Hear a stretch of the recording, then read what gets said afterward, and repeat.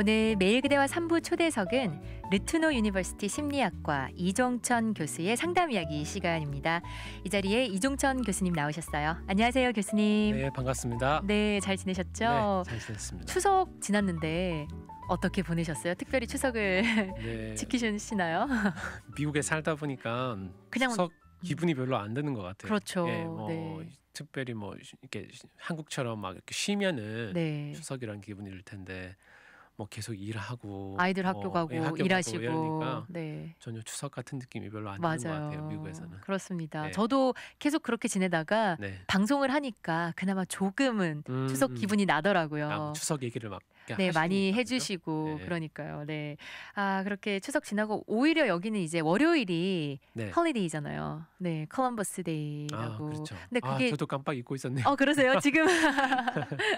근데 이게 컬럼버스 데이는 좀 큰 메이저 헐리데이가 아니라서 네, 맞아요. 일하시는 분들도 많은 것 같더라고요. 네, 네.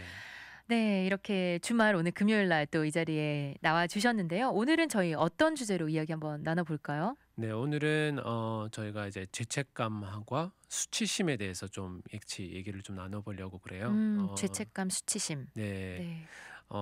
이제 우리 삶에 있어서 뭐 다 누구나 인간이라면 죄책감을 느껴본 적 있잖아요. 네. 근데 이제 이 죄책감을 우리가 잘 이해하지 못하고 올바르지 못하게 우리가 받아들일 때 삶에 많은 문제들이 생겨요. 그리고 우리가 이제 수치심하고도 혼돈하는 경우가 많아요. 그래서 네.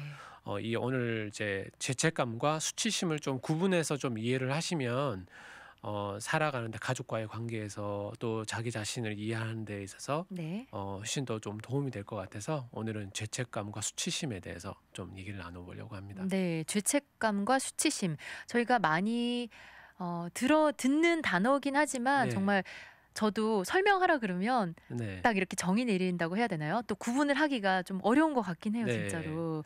네, 그렇다면 하나씩 각각 소개를 좀 해주셨으면 좋겠어요. 죄책감이란 도대체 네. 어떻게 설명할 수 있죠? 뭐 죄책감이라고 그러면 너무 어렵게 생각하실 필요 없이 그냥 일반적으로 우리가 뭐 어렸을 때라든지 우리가 혼나본 적 있잖아요. 네. 이게 뭐 부모님한테 잘못했을 때 많이 나죠. 네, 왜 거짓말했어? 왜 엄마 말 왜 안 따랐어? 이렇게 네. 얘기를 하면 우리가 그런 말 하잖아요. 엄마 잘못했어요. 그러잖아요. 네. 그러면은 그때 느끼는 게 사실 그 죄책감이잖아요, 그죠? 그렇죠. 내가 뭔가를 잘못했구나. 네.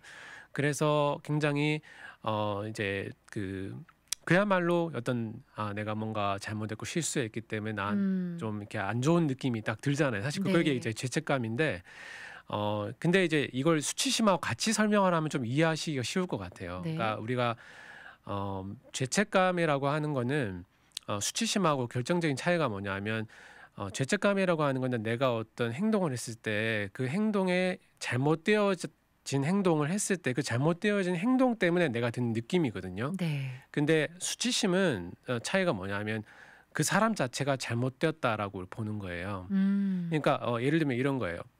예를 들어서 내가 부모님 말씀을 안 들었어요. 그래서 네. 부모님이 나를 혼냈어요. 그래서 너 왜 거짓말했니? 거짓말하면 안 돼. 거짓말한 거 나쁜 거야. 내가 잘못했으니까 그때는 죄책감이 들 수 있잖아요. 네. 근데 그때 부모님이 얘기하는 거는 뭐냐면 이제 내 행동에 대해서 얘기를 했을 때 그 행동에 대해서는 우리가 죄책감이라는 걸 느낄 수가 있는데 수치심은 좀 더 부정적인 거예요. 그러니까 수치심을 뭐냐면 너는 왜 이거밖에 안 되니? 너는 이렇게 그래서 엄마가 막 화를 내고 이제 막 정죄를 하게 될 때 나는 되게 나쁜 아이인가 봐. 나는 정말 부족한가 봐. 네. 그러니까 자기 자신의 어떤 행동에 초점을 맞추는 게 아니라 자기 자신 잘못된 행동 있잖아요. 네. 거짓말을 했다라고 하는 행동 자체에 대해서 거짓말하면 안 되는데 내가 거짓말했기 때문에 드는 나쁜 느낌. 그거는 내가 잘못되었다라고 하는 행동에 초점을 맞춘 게 죄책감이거든요. 근데 네. 수치심은 뭐냐면 내가 뭔가 잘못되었다라고 생각하는 거예요. 그러니까 내가 나쁜 애고 나는 굉장히 엄마한테 무가치한 존재고 그런 느낌이 들게 되면 수치심이 드는 거예요. 근데 우리가 이거를 왜 구분해서 얘기를 하는 게 좋으냐 하면 우리가 이제 예를 들어서 부모님이 이제 아이들한테 얘기를 할 때 네. 어떤 부모님들은 아이들에게 죄책감을 유발하는 경우도 있지만 어떤 경우는 수치심을 유발하는 경우가 있어요. 그러니까 너는 왜 그것밖에 안 되니? 네네. 뭐 제가 이 방송이라서 막 정당하게 얘기하지는 못하겠지만, 다들 아실 거예요. 네, 네. 그거는 뭐냐면 우리가 말을 할 때, 그 아이의 행동, 네가 거짓말을 했잖아. 그래서 거짓말 한 거는 이래서 나쁜 거야. 네. 그래서 다시 거짓말하면 안 되는 거야. 네. 이렇게 그 아이의 잘못된 행동에 초점을 맞추고 아. 그 행동에 대해서 얘기를 하면 아이들은 건강한 죄책감을 갖게 돼요. 네. 근데 그렇지 않고 수치심을 유발하는 건 뭐냐면 너는 왜 맨날 내 말을 안 듣니? 제가 방금 뭐에 초점을 맞췄던 너는 왜 맨날 말을 안 듣니? 라는 말을 했잖아요. 그렇네요. 그러니까 그거는 거짓말 행동을 예, 초점 맞추는 게 아니라 존재 자체에 예, 대한. 너를 얘기한 거죠. 네. 그러니까 뭐냐면 그 아이는 그런 말을 듣고 엄마의 어떤 그런 뭐 예를 들어서 눈빛이라든지 말투라든지 이걸 통해서 내가 굉장히 뭔가 잘못됐구나라는 느낌을 가져요. 그렇게 되면 사실은 죄책감이 아니라 이제 더 심해지면 그것이 수치심이 돼서 네. 나는 굉장히 내면에 어떤 생각이 드냐면 나는 항상 뭔가 잘못되어 있구나. 나는 뭔가 부족하구나. 네. 그리고 나라는 존재는 엄마한테 굉장히 쉽게 말해서 나쁜 아이라는 생각이 드는 거죠. 자기도 네. 모르게. 네. 예. 근데 이 두 가지를 우리가 혼돈해서 쓰는 경우가 많아요. 그래서 우리가 얘기를 할 때도 사실은 죄책감과 수치심을 구분해서 얘기를 하면 네. 훨씬 더 도움이 되고 받아들이는 사람도 내가 그걸 구분해서 받아들일 수 있으면 건강한 것이거든요. 네. 어떤 심리학에서는 죄책감 자체가 나쁜 것이다. 라고 얘기하는 경우도 있어요. 죄책감 자체가 부정적인 감정이기 때문에. 근데 사실은 요즘에 많은 연구라든지 그런 것에 의하면 죄책감이 나쁜 것이 아니라고 얘기를 하거든요. 왜냐하면 우리가 잘못했을 때 죄책감이 안 드는 것도 문제잖아요. 그럴 것 같아요. 잘못했으면 잘못했다는 생각이 들긴 해야 돼요. 죄책감이 네. 들어야 되는데 네. 예를 들어서 뭐 가정에서 만약에 가정에 어떤 부부간에 불화가 있어서 네. 만약에 남편이 아내에게 폭력을 행사했다고 했을 때 네. 그것은 분명히 잘못된 행동이잖아요. 그죠? 그렇죠. 근데 그럴 때 만약에 죄책감이 안 든다. 그러면 문제가 있는 거죠. 문제죠. 큰 문제죠. 예, 뭔가 우리가 잘못을 했고 남에게 피해를 입혔고 뭔가 올바르지 않은 행동을 했을 때 죄책감이 드는 것은 꼭 느껴야 되는 거예요. 그죠? 네. 죄책감이란 게 있어야 되는 것이고 죄책감이란 게 있어야 관계도 회복될 수 있는 거고 만약에 나는 잘못이 없다. 나는 죄책감 같은 거 없다. 만약에 나는 높은 자존감을 있기 때문에 나는 절대 너한테 잘못했다고 얘기 안 할 거야. 뭐 죄책감 느낄 필요도 없어. 이렇게 얘기하는 것은 굉장히 건강하지 못한 것이죠. 네. 근데 문제는 뭐냐면 또 다른 극단 하나는 뭐냐면 너무 이제 지나친 수치심을 갖는 거예요. 나는 또 이렇게 잘못을 했구나. 내가 뭔가 잘못됐나. 난 나쁜 엄마인가 봐. 왜 그런 경우 있잖아요. 뭔가 실수하거나 아이한테 잘못하거나 또는 뭐 했을 때 나는 나쁜 아빠야. 나는 나쁜 엄마야. 왜 우리가 또 얘기할 때 다른 사람한테 얘기할 때도 뭐냐면 당신은 왜 항상 그래? 이거는 뭐냐면 너는 그것밖에 안 돼라고 하는 말을 포함하고 있는 거거든요. 네네. 그 사람에게 수치심을 유발하는 거죠. 그렇네요. 그러니까 죄책감을 건강하게 다루려면 그 사람의 행동에 초점을 맞춰야 돼요. 네. 그러니까 당신이 이렇게 행동을 했기 때문에 이것이 어떤 영향이 있고 이제 왜 기분이 안 좋고 그리고 이것이 이제 가지고 온 결과 이런 것이라고 하는 것을 얘기하기 시작하면 그 사람이 이제 한 행동에 초점을 맞추는 거지만 수치심을 유발하는 거는 네. 그 사람 존재를 자체를 공격하는 것이기 때문에 굉장히 많은 문제를 낳게 되죠. 그럴 것 같아요. 그리고 좀 죄책감하고 수치심이 헷갈릴 수도 있는데 저는 네. 지금 교수님께서 설명해 주시는 중에서 죄책감은 그 행동에 초점을 두는 거라고 하셨고 수치심은 존재 자체에 대한 네. 그런 초점을 둔 거라고 이야기하시니까 좀 되게 쉽게 이해가 되는 것 같아요. 네. 맞아요. 우리가 우리가 또 다른 흔한 예가 뭐냐면 우리가 이제 회의 같은 거 하거나 우리가 어떤 뭐 같이 일을 할 때 우리가 이걸 특히 우리가 많이 혼돈할 경우 어떤 사람이 어렸을 때부터 굉장히 수치심이 많은 사람은 심지어는 어떤 사람이 행동에 지적을 했음에도 불구하고 수치심으로 받아들이는 경우가 많아요. 그러니까 만약에 얘기하는 사람이 이 사람이 어떤 잘못에 대해서 얘기를 했어요. 네. 또는 이 사람하고 동의하지 않는 부분에 대해서 얘기를 했어요. 이제 근데 이 사람은 분명히 당신의 행동에 대해서 얘기를 했는데 이 사람은 어떻게 생각을 하냐면 이 사람이 나를 공격한다, 나를 무시한다고 생각을 하는 네네. 거죠. 그러니까 우리가 어떤 서로 의견이 같지 않거나 어떤 뭐 사람 실수를 했을 때 당신이 이런 행동했을 때 내가 참 마음이 어려웠다라고 얘기할 수 있잖아요. 그렇죠. 근데 네. 그건 그 사람이 분명히 행동에 초점을 맞추고 얘기를 했음에도 불구하고 이 사람이 나를 공격한다고 생각해서 굉장히 화를 많이 내게 되거나 네.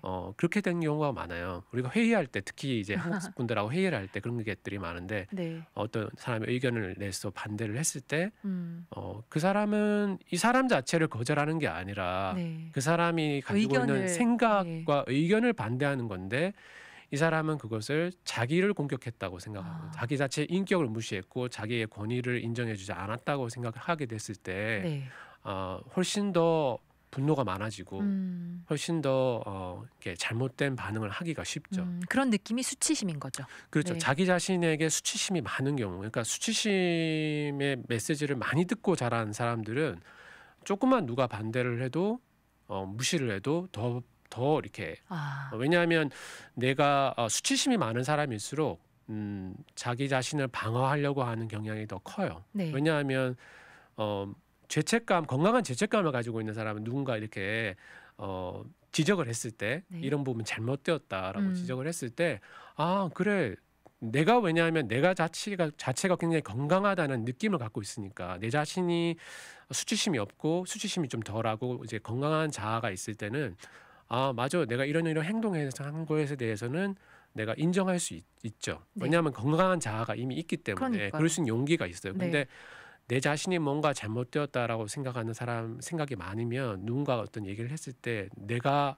내 자신이 너무 공격을 당하자는 네. 느낌이 들잖아요. 네네. 그러니까 자기 자신을 방어를 더 많이 해야 되는 거예요. 그러다 보니까 더 많이 화를 내게 되고 네. 더 많이 못 받아들이게 돼요. 네. 그러니까 어떤 사람은 조그만 문제에서도 예민하게 화를 내고 맞아요. 예민하게 막 이렇게 대하는 사람도 있잖아요. 네. 그런 사람들은 그 내면 깊숙한 곳에 나는 뭔가 잘못되었어라고 하는 생각이 뿌리 깊이 이렇게 많은 경우가 많아요. 이제 그런 것들은 대부분 이제 어렸을 때부터 자라면서 수치심을 유발하는 그런 말을 많이 들었던 것이 영향이 많을 수 있죠. 그러니까 자라오면서는 사실 뭐 부모님이나 선생님한테 네. 가장 많은 영향을 받잖아요. 네, 자랄 맞아요. 때 그게 참 중요하군요. 네. 그러니까 그 수치심이 있는 경우에는 만약에 똑같은 이야기를 A라는 B라는 사람이 있으면 똑같은 이야기를 들어도 반응이 다를 수 있는 거네요. 수치심이 있는 사람과 좀 많은 네, 사람과 그렇죠. 적은 사람은. 수치심이 네. 좀 적은 사람, 많은 사람은 똑같은 얘기를 들어도 그것에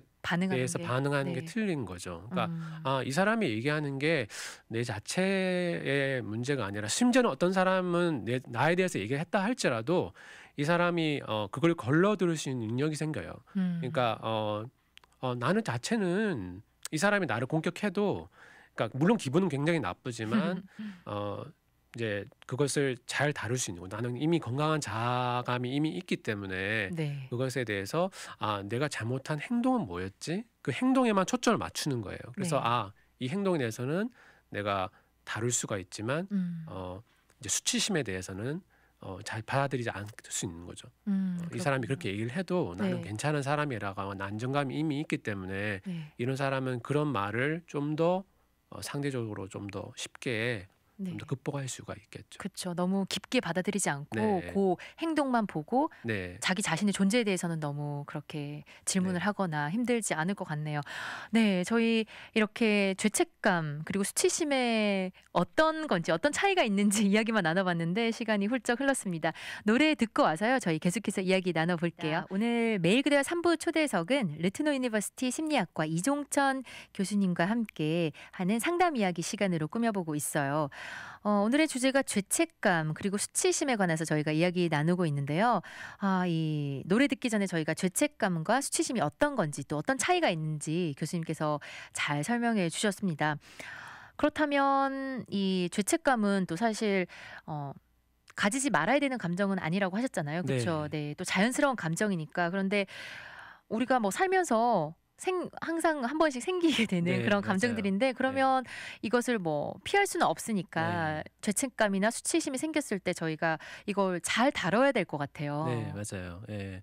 너무 이제 이게 실제적으로 죄책감과 수치심이 어떤 이제 삶에서 오히려 문제가 생길 수가 있느냐면 네. 어떤 분은 예를 들어서 아까 제가 극단적인 뭐 예를 말씀드리긴 했지만 뭐 그 남편이 예를 들어서 네. 아내를 폭력적으로 이렇게 많이 학대를 했을 경우 네. 또는 아이를 학대했을 경우 뭐 부모가 아이를 학대했을 경우 어 건강한 이제 자아상을 갖고 이제 죄책감을 잘 다룰 수 있는 사람은 뭐냐면 자기 자신의 존재를 다치지 않으면서도 자기가 혹시 음. 잘못한 것이 있는지 돌아볼 수 있게 되지만 네. 수치심만 많이 있는 사람은 뭐냐면 만약에 그런 학대를 당했을 때 자기 자신을 이렇게 정확하게 방어할 수 있는 부분이 없을 수 있어요. 그러니까 이렇게 네. 예를 들어서 내가 너무 잘못해서 그런가 봐. 그러니까 음. 내가 뭔가 잘못됐나 봐. 라고 생각할 수가 있는 거죠. 네. 그러니까 건강한 관계에서 우리가 때로는 실수할 수 있잖아요. 서로 그렇죠. 상대방에게 네. 가족끼리도 서로 실수할 수 있고 꼭 그 어 육체적인 폭력뿐만 아니라 말로도 네, 좀 그렇게 할 말로도 수도 그렇죠. 있잖아요. 그쵸? 그래서 그럴 때 사실 우리가 건강한 죄책감을 갖고 있다면 우리가 잘못됐다는 것을 인정을 하고 음. 또 그 잘못을 또 잘 다뤄나갈 수 있겠지만 수치심이 너무 많은 경우는 극단적인 경우는 이제 수치심 때문에 너무 화를 많이 내게 되거나 아니면 음. 지나친 수치심 때문에 자기가 하고 싶은 말도 하지 못하게 되거나 네. 그렇게 될 수 있거든요. 그래서 네. 사실 이게 굉장히 사실 우리가 살아가는 데 있어서 굉장히 참 중요한 부분인 것 같아요. 그래서 네. 일단 우리가 상대편을 대하는 태도나 나 자신을 대하는 태도 원리는 똑같아요. 그러니까 우리가 어떤 잘못을 했을 때 음. 내가 한 행동에 집중을 해야지 내가 내 자신을 너무 비하하는 식으로 생각하지 않는 게 좋은 것 같아요. 그것이 이제 자기 네. 수치심이 많은 것이거든요. 음. 그러니까 우리가 어떻게 힌트를 좀 알 수 있냐면 우리가 흔히 쓰는 말이나 생각들을 좀 살펴보시면 좋을 것 같아요. 아까도 말씀드렸듯이 어, 음, 나는 나쁜 엄마야. 나는 나쁜 아빠야. 뭐 음. 난 나쁜 뭐 남편이야, 아내야. 이런 식으로 많이 생각하고 있는 거면 수치심이 많은 거예요. 그 안에 네. 사람에 내가 네. 뭔가 잘못되었다는 느낌. 어. 그리고 아이한테 말을 할 때도 너는 왜 항상 그러니? 그러니까 어. 주로 그 아이 전체의 인격을 놓고 주로 네. 많이 얘기를 하게 될 때, 그러니까 아이의 특정한 잘못을 얘기하지 않고 음. 그 아이 전체의 그런 어떤 잘못되었다는 느낌을 계속 주게 되는 경우는 어. 수치심을 유발하는 것이기 때문에 네네. 그것을 좀 구분해서 우리가 어. 좀 언어를 쓸 때도 그 행동에 맞춰서 행동만 이렇게 차분하게 얘기를 하는 게 중요하고 네. 그 사람 전체를 놓고 어. 말을 하지 않는 언어적인 습관을 일단 기르는 것이 참 중요하고요. 그런 것 같아요. 교수님. 저도 그 부분에 굉장히 뭐라고 해야죠? 공감이 가는 게 어떤 아이가 사실 잘못하고 저희가 조금 지적도 해야 되고 네. 올바르게 어떤 행동을 하지 않으면 하지 말아야 한다는 것 이야기를 해줘야 될 때가 많잖아요. 부모의 네, 입장으로서. 맞아요. 그래서 네. 그걸 할 때 지금 설명해 주신 게 그 행동 자체만으로 보고 뭐 잘못했으면 그거를 이야기하고 또 네. 올바르게 하도록 그렇게 지도를 해야지 그 아이의 어떤 인격적인 존재 자체를 뭐 너는 그것밖에 안 되냐. 예. 왜 계속 그런 걸 하냐. 너는 정말 뭐 엄마가 실망을 했다든지 뭐 그런 존재에 대한 그런 이야기를 하면 안 된다. 그런 네, 말씀이시죠. 그렇게 하게 되면 네. 아이는 자기 행동보다도 나는 굉장히 나쁜 애구나라는 걸 음. 내면화하게 돼요. 그럼 나는 이것밖에 안 네, 되는구나. 그래서 나는 항상 뭔가 부족하구나. 네. 이제 그런 생각을 하게 돼요. 근데 네. 또 다른 하나의 극단은 뭐냐면 어떤 요즘 부모님들은 우리 아이 기죽이고 싶지 않아서 맞아요. 잘못을 했는데도 무조건 오냐 오냐 하는 것은 또 건강하지 않은 거예요. 왜냐하면 네. 잘못을 했을 때 아까도 말씀드렸다시피 잘못을 했다면 건강한 죄책감이 들어야 되는 거고요. 네. 그리고 그 죄책감을 잘 다룰 수 있어야 되는 거거든요. 음. 근데 그것이 훈련이 안 된 경우 문제가 되는데 이 원리를 우리가 이제 사랑 안에서 진리를 얘기하라고 이렇게 말할 수 있어요. 그러니까 네.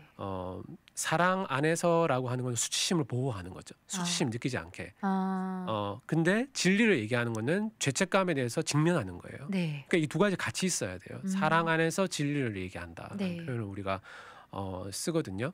근데 그거 말은 뭐냐면 사랑하는 건 뭐냐면 너 존재 자체는 귀하고 너는 여전히 내 음. 사랑하는 아들이고 딸이고 네. 당신이 여전히 내 사랑하는 남편이고 아내라고 하는 전제를 갖고 얘기하는 거죠. 네.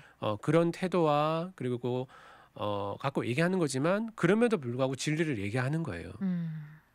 당신이 이런 이런 행동을 했고 네가 이런 행동을 했고 이것이 이런 결과를 낳아서 우리가 지금 내 마음이 어렵고 힘들다라고 하는 거는 사실이잖아요. 네. 진리거든요. 그러니까 그거는 사실대로 얘기를 해야 되지만 그 안에서 사랑이라는 것과 함께 가야 되는 거죠. 음. 어, 근데 우리가 보통 흔히 사람들하고 얘기할 때 뭐냐 하면은 수치심에 포커스를 맞추게 중심을 맞추게 되면 사랑 없이 있는 사실만 갖고 이제 우리가 흔히 요즘에 인터넷에 재밌는 표현으로 팩트 폭행이란 말이 있더라고요. 아 그래요? 예, 팩트 폭행. 예, 네. 그러니까 사실을 막 갖다 대서 네. 그 사람에게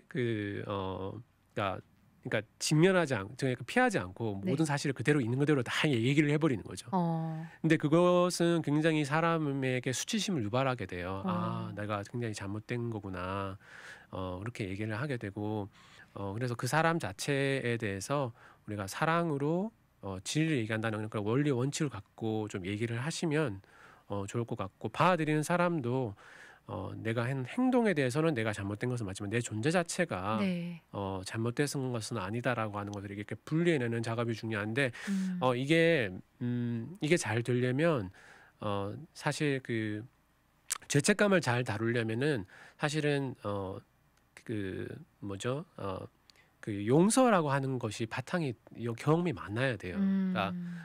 사랑과 용서라고 하는 부분이 같이 갈 경우 우리가 죄책감이나 수치심을 잘 이겨낼 수가 있어요. 왜냐하면 만약 예를 들어서 이렇게 생각해 보죠. 아이가 어떤 잘못을 했어요. 네. 근데 이제 부모가 이런 부분이 잘못되었다라고 하는 부분을 지적하고 때로는 체벌을 받을 수도 있잖아요. 그렇죠. 그래서 무슨 벌을 받을 수 있는데 그래서 굉장히 죄책감이 들 수 있어요. 그죠? 내가 이렇게 안 했으면은 이렇게 안 됐을 텐데 내가 왜 그랬을까? 체벌하고 나서 항상 부모님들이 예. 약간 그것도 죄책감인가요? 뭐 그럴 수 있겠죠. 아이한테 예. 미안한 마음 뭐 그런 그럴 수 들죠. 있겠죠. 그런 마음이 네. 들 수도 있겠죠. 근데 이제 죄책감이 들 수 있어요. 네. 이제 그럴 때 아, 부모가 그렇지만 네가 잘못을 했지만 다음엔 다시 이러면 안 돼라고 했을 때 네. 그 아이 존재 자체를 다시 받아주고 그다음에 그래도 괜찮다는 느낌을 주게 되면 여전히 아이는 뭐냐면 내가 잘못은 했지만 여전히 엄마 아빠한테 난 소중한 아들이고 딸이라고 하는 그런 존재감을 다시 확인하는 거잖아요. 그런 어떤 용서라고 하는 과정을 네. 통해서 사실은 사람은 여전히 내가 잘못을 했지만 용서받을 수 있고 또 사랑받고 사랑받고 있구나. 네. 있구나라는 측면이 강하면 수치심을 극복할 수 있어요. 대신에 이제 죄책감이라고 하는 건 뭐냐면 아이를 누구나 마찬가지지만 죄책감을 다룰 때는 고백하고 잘못을 인정하고 사과하는 훈련이 필요한 거거든요. 내가 이런 네. 부분을 분명히 잘못했다고 커뮤니케이션 해주고 그다음 받아들이는 사람 입장에서는 수치심과 수치심이 너무 많은 사람들은 자기 자신을 보호할 수 있는 방법이 없다 생각하기 때문에 잘못했다는 말을 못해요. 음. 왜냐하면 이게 나에 대한 존재에 대한 공격이기 때문에 네. 내가 잘못했다고 하는 거는 뭐냐면 내 자체 존재가 의미 있는 존재가 아니고 아. 굉장히 다른 사람한테 무시당한다는 느낌이 너무 많은 거예요. 그런 네. 분일수록 잘못했다는 얘기를 못해요. 근데 그렇군요. 진정한 수치심에서 자유로운 분들은 진정한 건강한 자아를 갖고 있는 부분은 내가 한 행동에 대해서 얘기를 하는 거지 네. 내가 권위 없는 아버지다 네. 또는 무시당한다는 어머니다라고 말을 하는 게 아니거든요. 그렇기 때문에 충분히 내가 심지어 아빠 엄마라도 네. 권위자라도 또는 남편이나 아내라도 내가 이런 부분에서 내가 잘못했다라고 네. 얘기할 수 있는 거는 죄책감을 건강하게 다루는 거죠. 근데 수치심을 많은 사람은 그런 얘기 자체를 못해요. 그럴 것 같아요. 예. 네. 그래서 우리가 죄책감을 잘 다룬다는 거는 뭐냐면은 잘못한 거에 대해서는 내가 이런 부분에서 잘못했기 때문에 내가 잘못했다라고 하는 말하는 고백과 어떤 그런 것들을 얘기할 수 있는 능력이 있어야 되는 거고 그랬을 때 이게 상대편에게는 용서라고 하는 측면으로 이 사람을 용서하고 또 받아들이고 네. 여전히 너는 나한테 소중한 사람이라고 하는 인식이 주어질 때 사람은 이런 죄책감이나 수치심을 그래도 좀 극복할 수 있게 돼요. 이게 잘 다룰 수 있게 되는 거죠. 그렇군요. 저는 말씀해 주신 이야기 중에서 "사랑 안에서 진리를 얘기하라." 이 말이 굉장히 와닿는 것 같고요. 네. 가족 특히 그렇고 또 주변 사람을 대할 때 그럴 것 같고 사랑과 용서하라. 근데 정말 이런 말들이 들을 때는 맞아. 그렇게 해야 되겠다 하는데 네. 실생활에서 맞아요. 이게 뭐 네. 본인이 사실 뭐 아이들한테도 말을 하고 그런 것도 본인이 원해서 그런 게 아니라 화가 나거나 네. 좀 해서 말 실수를 할 때도 있고 의도치 않게 그런 말이 나올 때도 많은 것 음. 같아요. 그쵸? 맞아요. 네. 습관이에요. 사실은 습관. 우리가 네. 어렸을 때부터 어 부모님이 이 뭐 죄책감, 수치심 이런 거 모르셨지만 네. 얘기를 할 때 아이의 음. 자존감을 다치지 않게 잘못한 부분에서 차분하게 얘기를 하고 아이가 그것에 대해서 내가 잘못했다는 것들을 잘 고백할 수 있게 하고 네. 그리고 그랬을 때 아이를 또 용서하고 음. 이런 작업이 계속 되어졌을 때 네. 아이는 내가 잘못한 것은 잘못한 것이라는 거를 또 받아들일 수 있게 되고 음. 또 내가 그렇지만 나는 또 수용받을 수 있다라고 하는 건강한 자존감을 갖게 되는 건데 이제 그런 경험들이 우리가 어렸을 때 많이 없기 때문에 음. 사실 우리가 어 그 언어적인 습관 속에서 네. 수치심을 유발하는 말들을 많이 이렇게 하게 되는 거죠. 그러니까 포인트를 그렇군요. 이런 네. 걸 기억하시면 좋을 것 같아요. 내가 언어 습관 중에 어 "너가 잘못되었다."라고 하는 태도를 갖고 있는가 네. 아니면은 그 행동에 대해서 얘기를 하는가. 음. 그러니까 "당신은 항상 이런 사람이야."라고 하는 건 말은 뭐냐면 그 사람이 수치심을 유발하는 거예요. "너는 네. 항상 부족한 사람이고 음. 뭔가 문제가 있는 사람이라고 하는 거죠. 음. 근데 그게 아니라 이 사람의 행동이 문제가 있는 거잖아요. 네. 사실은 그 사람 자체는 존귀한 사람이고 귀한 네. 사람인데 네. 근데 우리가 막 언어적인 습관에서 이제 그것이 너무 오랫동안 이제 음. 고착이 돼 있다 보니까 네. 그렇게 하면 좋을 것 같아요, 교수님. 어떤 잘못된 행동에 대해서 이야기할 때는 그 행동에 포커스를 맞춰서 이야기를 하고 만약에 상대방은 "너는 어떤 사람이야." 할 때는 부정적인 게 아니라 "너는 뭐 사랑스러운 사람이야. 좋은 그렇죠. 사람이야." 그런 네. 이야기를 하면 좋은 말씀이세요. 네. 그게 바로 이제 사랑이라고 하는 거죠. 사랑 네. 안에서 그렇지만 이 사람이 잘못된 행동에 대해서 얘기할 때는 진리를 갖고 얘기하는 이게 두 개가 같이 가야 돼요. 음. 사랑만 초점을 맞추고 진리를 얘기하지 않게 되면 우리가 그쵸. 정말 해야 될 말을 못 하게 되고 음. 문제가 생기고 질서가 없는 가정이 되겠죠. 네. 근데 우리가 또 진리만 얘기하고 사랑을 얘기하지 않는다면 음. 수치심을 유발하게 되겠죠. 네. 그래서 우리 집에 룰은 있지만 굉장히 이렇게 존중받지 못하고 인정받지 못하는 분위기가 되겠죠. 두 가지 말을 정말 조화롭게 균형 있게 맞춰 나가야 네. 될 것 같습니다. 네, 오늘 저희 죄책감 그리고 수치심에 관해서 이야기 나눠봤습니다, 교수님. 오늘도 이렇게 또 좋은 이야기 많이 해주셔서 저도 많이 배우고 가고요. 실천을 정말 해야 되겠다는 그런 생각 듭니다. 오늘 함께 해주셔서 네, 감사합니다. 감사합니다.